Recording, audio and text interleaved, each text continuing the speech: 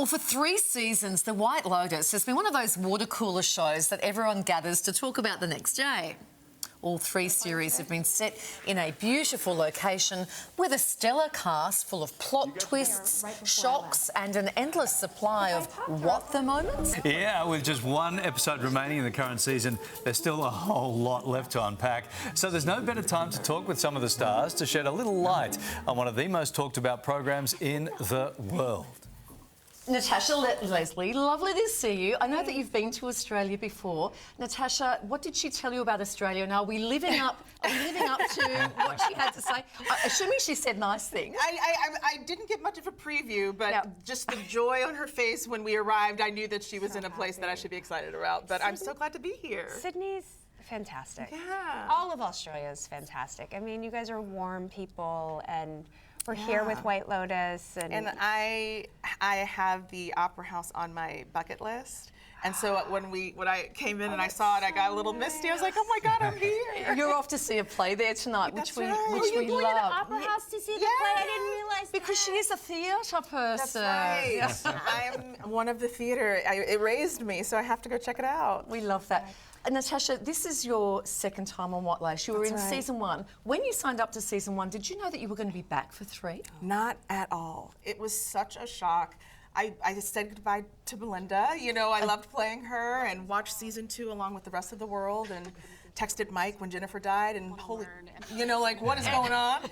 And then he called me and wanted to have dinner, which is not unusual. You know, we were dear friends, and over dinner he's like, you know, I'm thinking about bringing Belinda back. And I was just like, just tell me when. I will be packed and ready to go. What did your guts, when he said that, were you like, was it butterflies? Did you just, what was that feeling like? I mean, I was just so elated to be thought of. You know, like when you're an actor and you love what you do, and it is a once-in-a-lifetime experience, and just to be able to do it twice was just something I didn't even think I would be able to do. And yeah, I said yes before reading a script or even knowing how the character was coming back. That's how, like, you know, when she showed up, we were like, oh, you have an intel. What's this like? Is it like this? Is it this? Well, what's so funny was because I was so terrified because, I mean, Leslie Bibb, Walton Goggins, you know, Lou, Carrie, all of these amazing heavy hitters. And so I remember at that, like, cast dinner, I was kind of, like, cowering in the corner, you know, my social anxiety, you know, peak.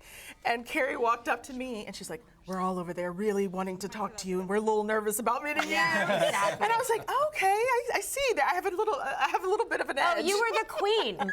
We were like, the queen is here. We have to, because we're all forgetting. They're big shoes to fill with the White Lotus. It's an extraordinary show. It's a well-made show, but you know, it's beloved. Like people, I've never experienced the way when the fandom of it is like people stop you on the side of the, like if you're walking, I live in New York, and people stop and they're like, hey, so can we talk about this?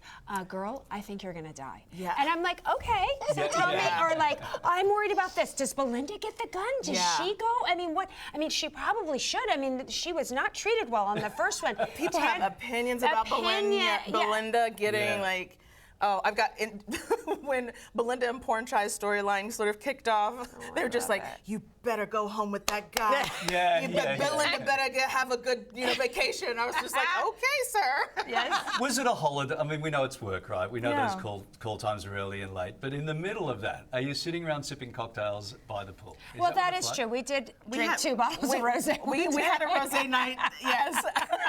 Leslie was just like, we should get the bottle, right? And I was just like, you're the boss, Hoss. I was like, but wait, you just, that's sort of the beauty of like shooting where you're working, is that you just wander upon, like you were sitting with Walton having like a deep conversation, and then I came up, I know Walton from like, he's like my brother, I've known him a long time, and then we sat down, Walton's like, I gotta go take a shower, and then we got to have this like great moment, and we sat and we just talked and ordered more bottles of rosé.